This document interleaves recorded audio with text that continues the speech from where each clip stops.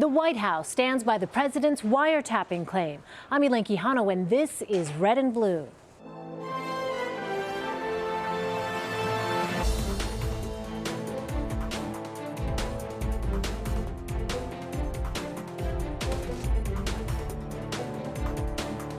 Ahead on the program, the president rolls out his first budget, a blueprint heavy on defense and security spending and light on funding for an array of domestic programs. And ousted National Security Advisor Michael Flynn causes tens of thousands of new headaches for the White House. But first, as the key lawmakers on Congress's intelligence committees rebut President Trump's wiretap claims, the White House is doubling down.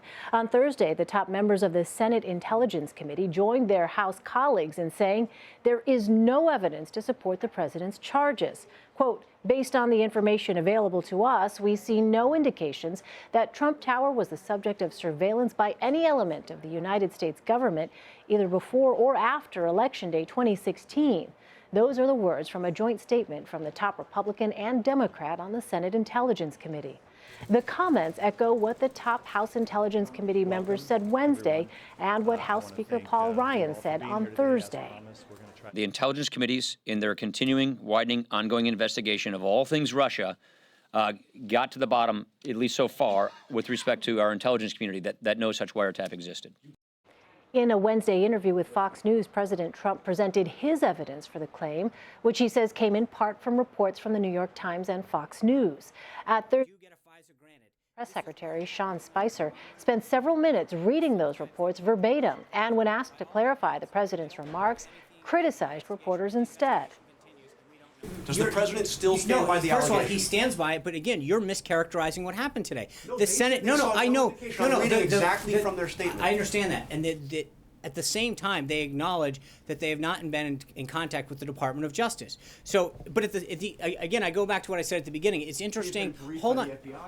It's interesting how, at the same time, where were you coming to the defense of that same Intelligence Committee and those members when they said there was no connection to Russia? You didn't seem to report it then.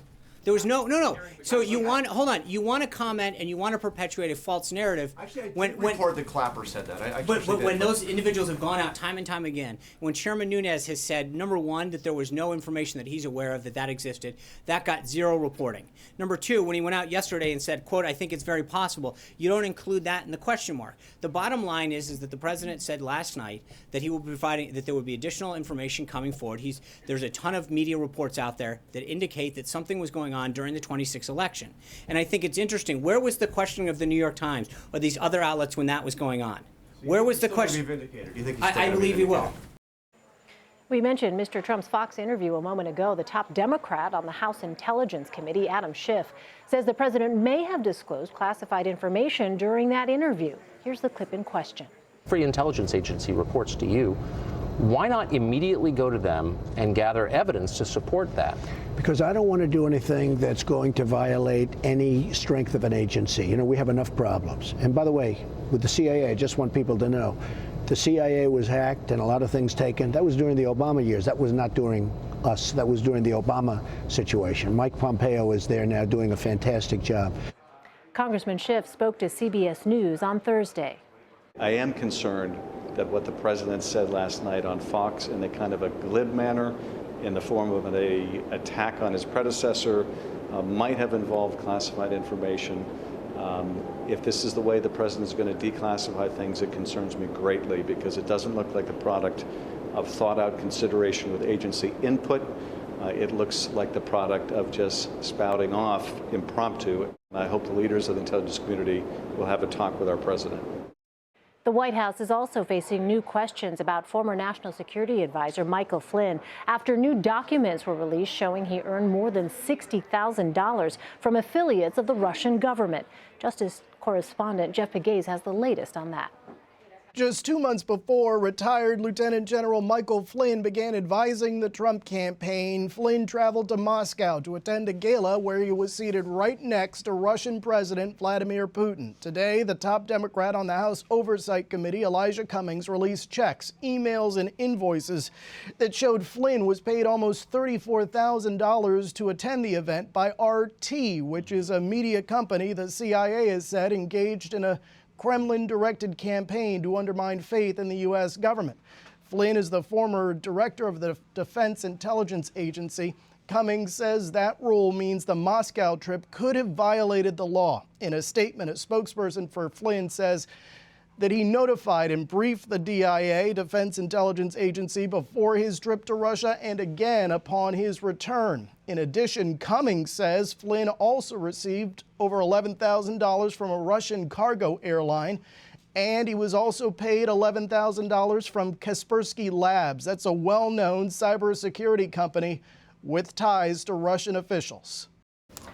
Let's bring in Tara Palmieri and Sabrina Siddiqui in our Washington bureau. Tara is White House correspondent for Politico, and Sabrina Siddiqui is political reporter for The Guardian. Ladies, welcome once again. So much to get to. All right, let's start with this.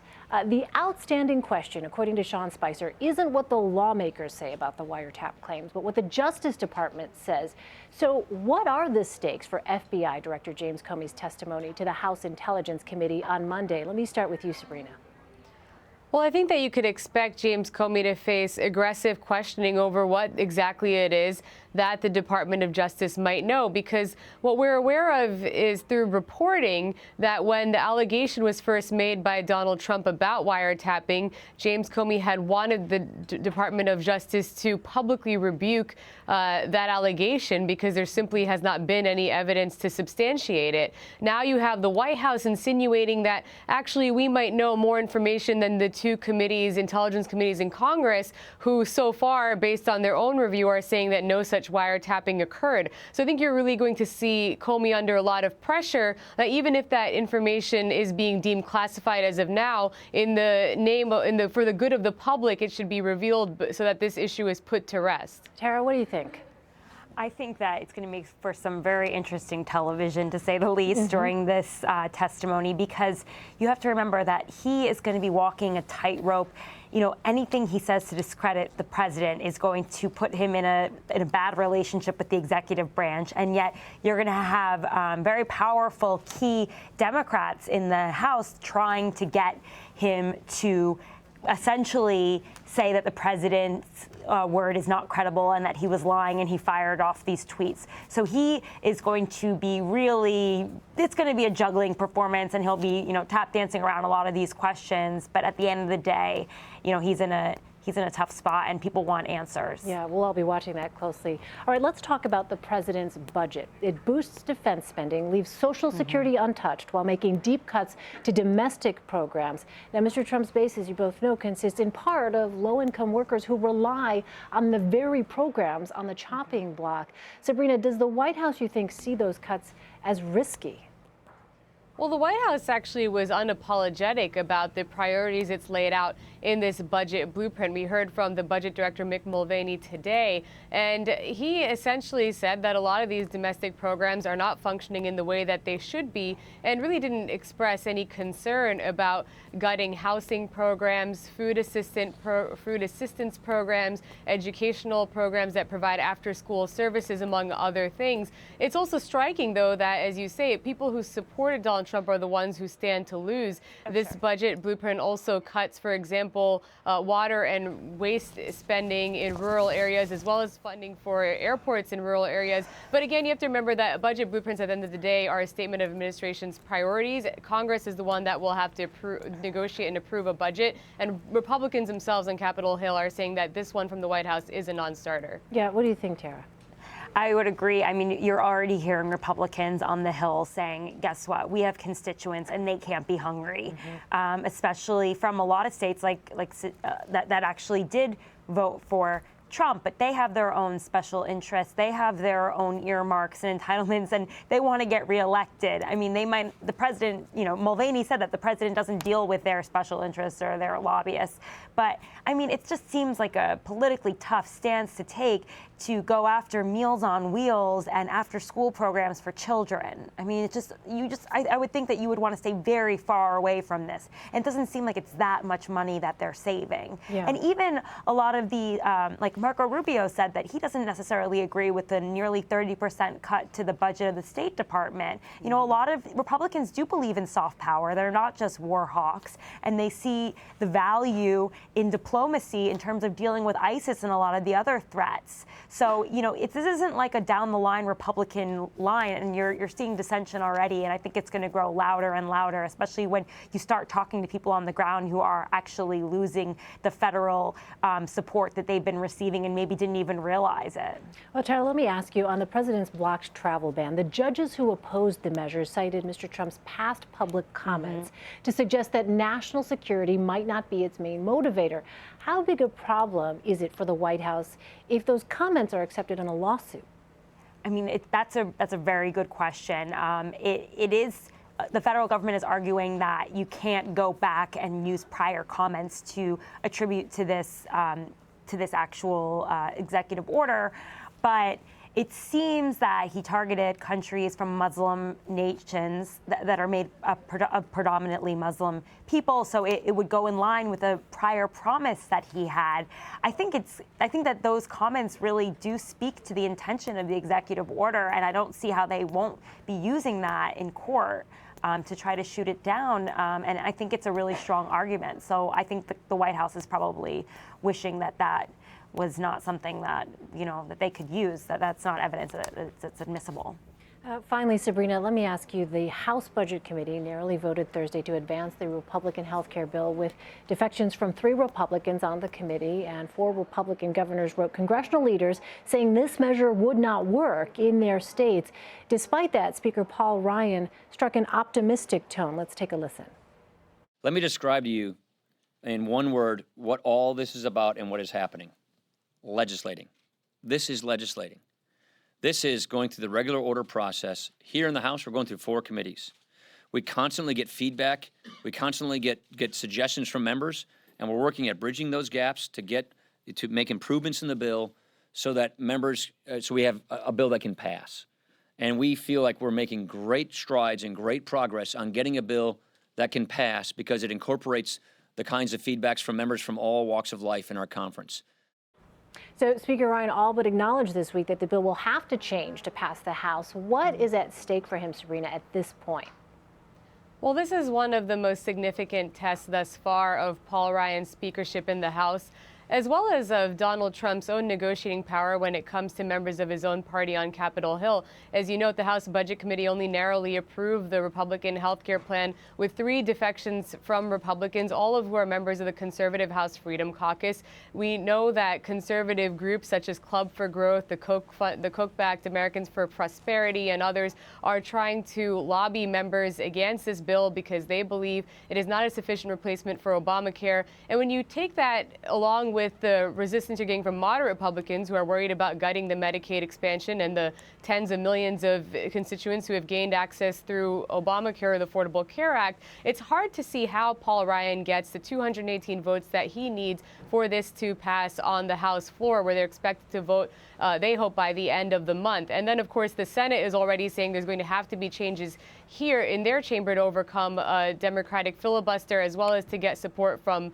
Republicans or a significant majority of Republicans. So I think this is only really the beginning, but it really is a test to see what kind of negotiating power Paul Ryan has, as well as how to what extent he really is, as he says, working hand in glove with Donald Trump on this legislation.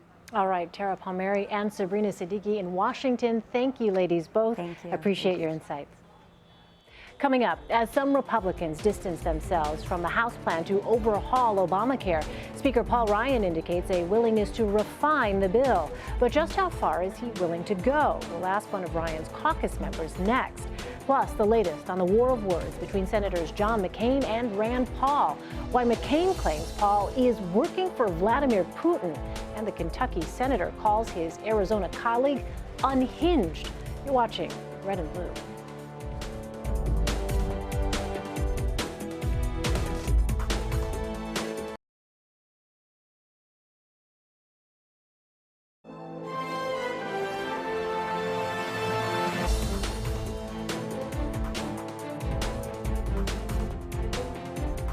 House Speaker Paul Ryan and Vice President Mike Pence have been making the rounds on Capitol Hill, trying to sell their bill to repeal and replace Obamacare.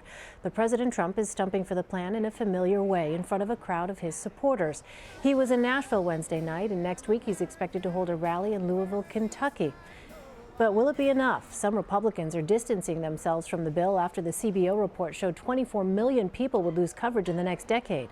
The GOP may have a majority in the House, but the bill will fail if only 22 members oppose it. Indiana Congressman Larry Bouchon joins me now from Capitol Hill. Congressman, thanks for being with us. Thanks for having me. Do you think that the president is doing enough to promote this bill? I think he's doing a lot, and I also think the vice president is doing a lot. The vice president was on Capitol Hill yesterday talking to Republicans on both sides of the Capitol, and so I've been very pleased with the president sticking with Republicans with our promise to repeal and replace Obamacare. So I'm very pleased that the president and the vice president are out there getting that message to the American people. And do you think that the administration will be able to move the bill to a place where more conservatives are comfortable with it? Well, I mean, I think that's part of the legislative process. You know, as you know, today it went through the House Budget Committee and passed. You know, we had a few people that didn't vote for it on the Republican side, but now as it goes to the Rules Committee, it's an ongoing discussion that we're having amongst House Republicans about where the best place to be is for this legislation. Look, that we make sure that people that are currently on the healthcare exchanges and on the Medicaid expansion don't lose their coverage. But we also want to get back a free marketplace. And this is just the first step in a really a three-step process that we need to go through on Capitol Hill and honestly at Health and Human Services to accomplish that goal. You know, Obamacare is failing. The exchanges are going away over the next few years, and that's not my opinion. That's the opinion of many out there, including many prominent health insurance company executives. So we want to keep our promise to the American people. We want to do it in a way that doesn't pull the rug out from under anyone. But we want to have the future of health care more affordable for everyone and have all of our citizens, like the president has said, have access to quality, affordable health care, and that's my goal. You talk about this bill being a first step. House Speaker Ryan, of course, as you know, says he's open to refining this legislation. What needs to change, you think, to get more members of your party who may be still skeptical at this point on board? Well, for example, we have 31 states that expanded. Some of those are Republican states, but we also, the Medicaid program, and there's states that didn't expand. So, you know, there's a little bit of a difference of opinion between those groups of members, but look, we're very close. And so we have an ongoing discussion going in the House and on the Senate side to get to a place where Republican members can support this repeal and replace. I think it's very important that Republicans keep our promises, and so does the president. And we've been campaigning, I have at least for about 7 years, on replacing the Affordable Care Act with more affordable options that's not a government-run program that gives the American people choice. And, you know, some people may choose not to have health coverage, and that's their freedom to do that. But we want to make sure if there's low-cost options on the marketplace, most of the American people will see the utility in having health coverage and will choose to do so.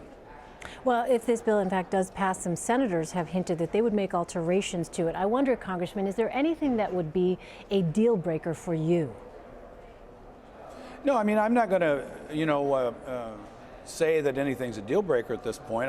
The Senate has their process. They need to go through their legislative process. And I expect some amendments on the Senate side.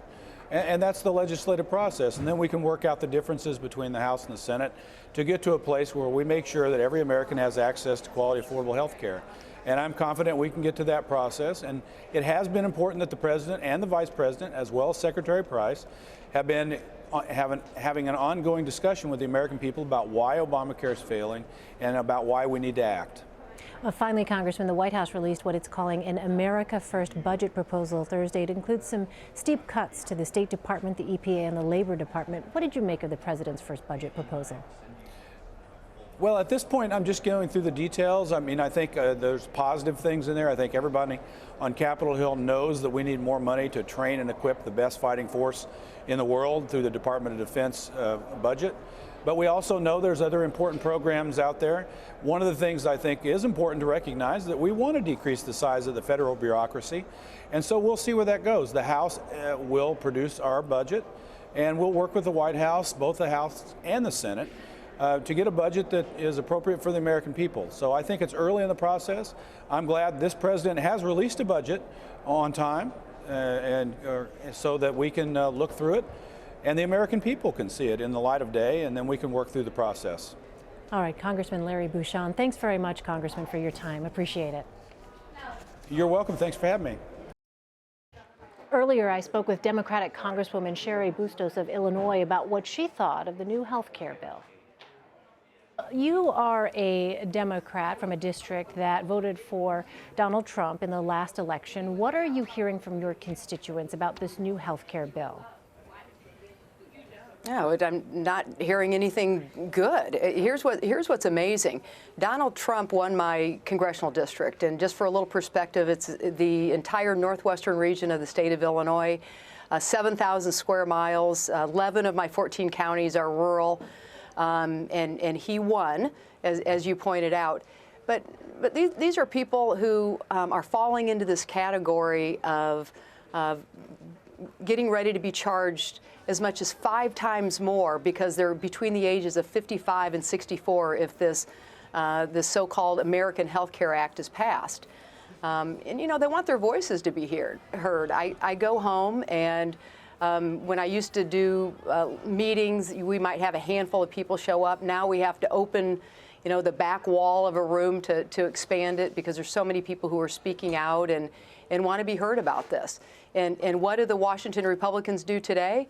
They pass this this so-called American Health Care Act out of the budget committee in a span of 45 minutes without any testimony, without hearing from people who are impacted. And, you know, it's just the wrong way to go about this. Well, you worked in healthcare before being elected to Congress. What obstacles do you see in this bill being passed or even implemented? Well, if I can speak from a somewhat of a heartland perspective, I did work in healthcare before, during, and after the Affordable Care Act was passed. So we knew before this was passed that there were 50 million uninsured Americans. We knew we were on an unsustainable path in America as it pertained to delivering health care, the cost of it, the quality of it. Then it passed, and obviously it's an imperfect bill. But to say that we're going to throw this out and keep in place what my guess is that the Republicans have poll tested and realized, well, it's kind of popular to keep kids up to age 26 on your health insurance plan. And yeah, it's probably pretty popular that we don't discriminate against people with pre-existing conditions. And all of that is good, and that is obviously part of the Affordable Care Act.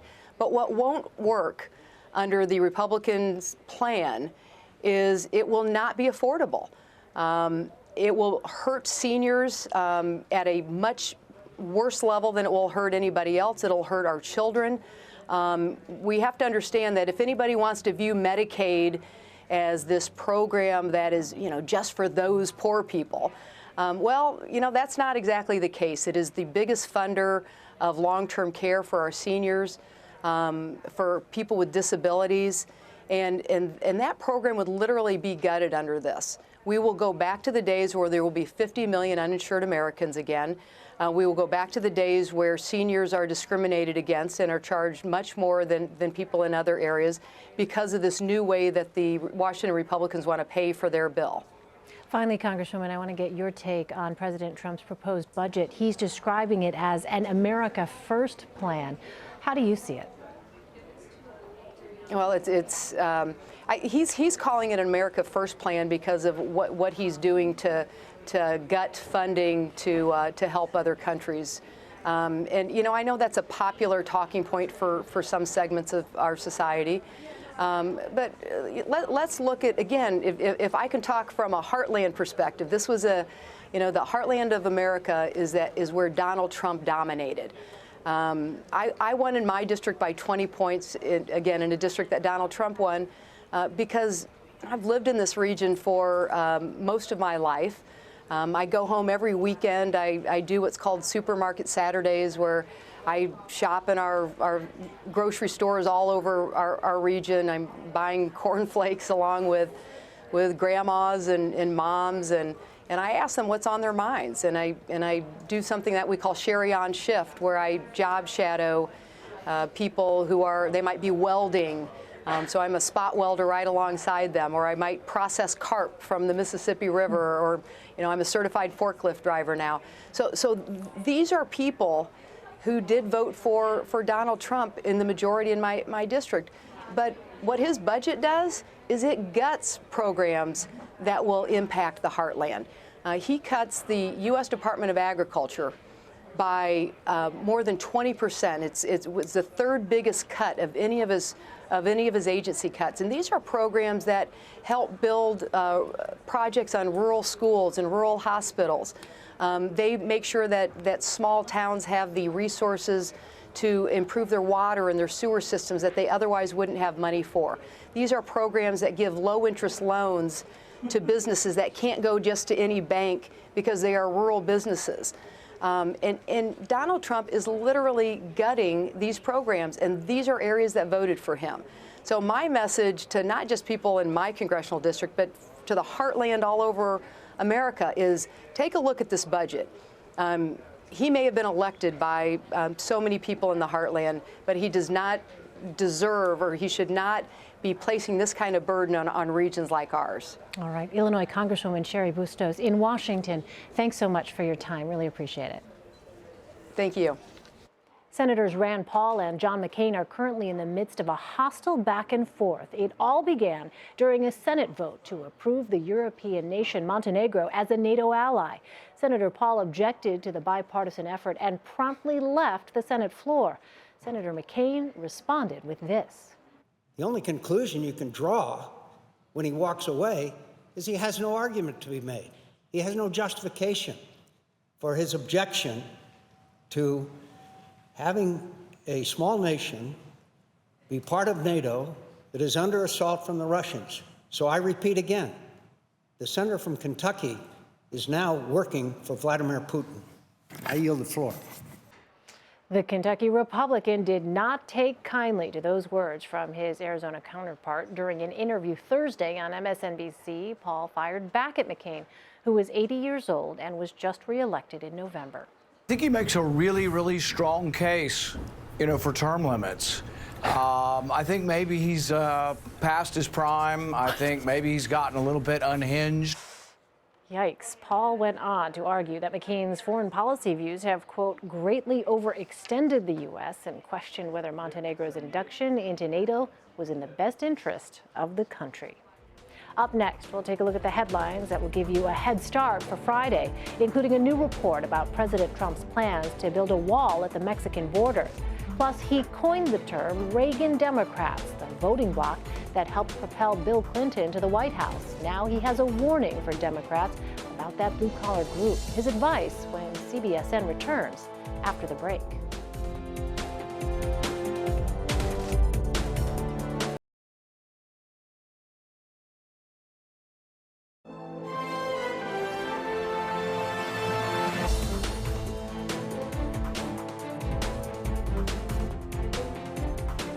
Here's a look at some of the headlines you'll be talking about on Friday. Bloomberg reports New York City Mayor Bill de Blasio might have an easier re-election run. That's because federal and state prosecutors dropped their pay-to-play investigations into the mayor's fundraising practices. One of the toughest cases was being handled by former U.S. Attorney in New York, Preet Bharara, who was fired by the Trump administration last week. And the Wall Street Journal reports building the border wall may not be that easy for the president. He's reportedly looking to hire 20 lawyers to help him obtain the land he needs to build the wall. But the Journal says nearly 70% of the land at the border is either privately owned or state property. And Politico reports President Trump is finally meeting with the Congressional Black Caucus. He's set to sit down with members next Wednesday. While all members were invited, the CBC reportedly says they will send just a small group to maximize face time with the president. The meeting comes after the president's awkward interaction with reporter April Ryan back in February when he asked if she could set up a meeting with him and the caucus. President Trump was the first Republican to carry Michigan since Ronald Reagan in 1988. He had outsized success among non-college educated voters and even among traditional Democrats. In the mid-1980s, pollster Stan Greenberg coined a term for these types of voters in Macomb County, Michigan. He called them Reagan Democrats because they'd shifted from supporting President John F. Kennedy to supporting President Reagan. Greenberg helped his then boss, Bill Clinton, move those voters back into the Democratic fold. President Obama got more than 50% of the vote in Macomb County twice. But last November, President Trump carried 54% of the vote there. To figure out what changed and what it means, Greenberg returned to Macomb County and sat down with voters who'd backed President Obama and then backed President Trump. And Stan Greenberg is with us now from Washington. Stan, thanks for joining us. Thank you. Delighted to be here. So, such an interesting read here. You write that these voters had no quote-unquote buyer's remorse. What is it that these voters are expecting from President Trump? And also, is there a time frame that they are giving him to produce results? Well, not now. I mean, they are digging in. They trust him whenever they see him on TV. The press conferences that are attacked by the media, for them, it just affirms their trust in him to make these kinds of decisions. And they want change. I mean, they want big change. They don't know how to describe it big enough. They want to change everything. And these were the change voters in the primary, we know, for him, but also in the in the general election. So that's what they want to see. And you talked to these voters in mid-February. They kept bringing up the Affordable Care Act, but never mentioned the word repeal. What do they want from President Trump and Congress on this issue? They want Trump to fix the healthcare system, and it's, it was pervasive. I mean, throughout all four groups. I was really stunned. It was actually one of the things that really surprised me, that they could tell you to a penny how much their insurance costs, what the deductibles were, and they were really at the edge and angry that they thought the Obamacare, in their terms, they thought was supposed to give them health insurance, but they couldn't afford it. They were required to have it. They were paying fines. They had big deductibles. So they expect him to fix it. And those are their words. They expect him to fix the healthcare system. And so, what are the stakes on this healthcare measure? Who stands to lose the most if it fails? Well, the stakes are very high because it's almost like the premier promise that he made that he repeats all the time. But they look at this through the lens of that he was the anti-establishment candidate in the primary. He ran against his own party, and they know that the leaders there opposed him.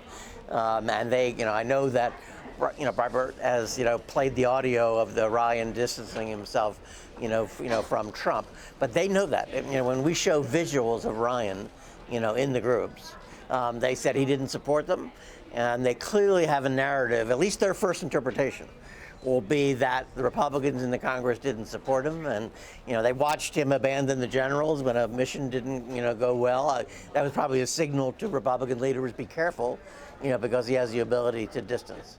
Well, a key theme from your work is that these Trump voters see the president as distinct from the Republican Party. Given your conversations and your experience, do you think that these Reagan Democrats might eventually shift from the Republican column, maybe even back to the Democratic column? Sure. Look, I mean, there were a lot of things that we're at a point in time where they think the opponents have not accepted the election results.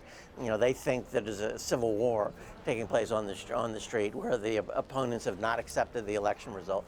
They feel they're under siege in their own families. Their kids, a lot of these are older voters. Their kids can't believe they voted, for Trump. Their kids in school were being harassed, and so they're really under siege and are very protective of their vote. And so I think let's not lose track of the fact this is 2 months in, and the election, in their view, is still being contested, and so they're locking in behind their vote. Now there clearly were areas that there where we doubt if they really cut taxes only for the top and not for the middle class. If the health care doesn't get fixed in some way, I think that that's going to be an important price. If he isn't really creating American jobs, I mean, those will be the standard. All right, Stan Greenberg in Washington for us. Stan, thanks so much for your time. Thanks for having me. In a matter of hours, a new episode of The Takeout will be available for download. Not familiar? Well, it's the hot new political podcast hosted by CBS News Chief White House correspondent Major Garrett. This week's guest is Republican Congressman and House Freedom Caucus member Mark Meadows. Major and senior political editor Steve Chigueras sat down with the North Carolina conservative to discuss everything from the GOP health care bill and the new budget proposal to Meadows' days as a sandwich shop owner in the Tar Heel state. You won't want to miss it. New episodes of The Takeout post Friday mornings on iTunes, Stitcher, and Google Play. And to watch The Takeout, tune in Friday evening at 9 p.m. Eastern or Pacific, only on CBSN. Before we go to break, the phrase deep state has entered the political arena a lot in the past few weeks. The idea that a shadow force controlling the government. But according to Samantha Bee, the deep state is like a certain infectious disease. This week, we learned yet another cool new phrase. See if you can spot it. We've been warning you about the deep state, Obama holdover government bureaucrats who are hell-bent on destroying this president. We're talking about the intelligence community deep state. The deep state bureaucracy and the deep state media. Left-wing deep state forces. Deep state conspiracy. The deep state that we talk about, they're out for blood. The deep state is so deeply buried in its deepness, Sean Hannity had to pull it from the depths of his Just to be clear, that was the nation's #1 cable news station, mainstreaming one of the far right and far left's favorite conspiracy fever dreams straight into our president's gullible eye holes. His main concern right now is Obama. I mean, the guy set up a bunker just down the street from the White House. He's got a mansion, he's got offices, he's got a shadow White House just within 2 miles of Trump. Obama could spark something on the order of a civil war here. God, you guys get so upset every time a black guy moves into the wrong neighborhood. The deep state is like polio. It exists, just not in America right now. The deep state is an alt-right term which is misapplied. It's a security apparatus that actually runs the state, and the democracy is just a fig leaf. Trump is trying to blame any of his failures on this sort of shadowy bureaucracy. It's a very dark view of what are effectively career bureaucrats. Career bureaucrats who are thrilled to finally have something interesting to put on their J-date profiles. We'll see you back here again on Monday at 9 p.m. Eastern. But first, after the break, Alex Wagner's extended interview with Glenn Beck, the conservative talk show host's latest thoughts on President Trump's travel ban, the Republican Party, and his former employer, Fox News. You're watching CBSN.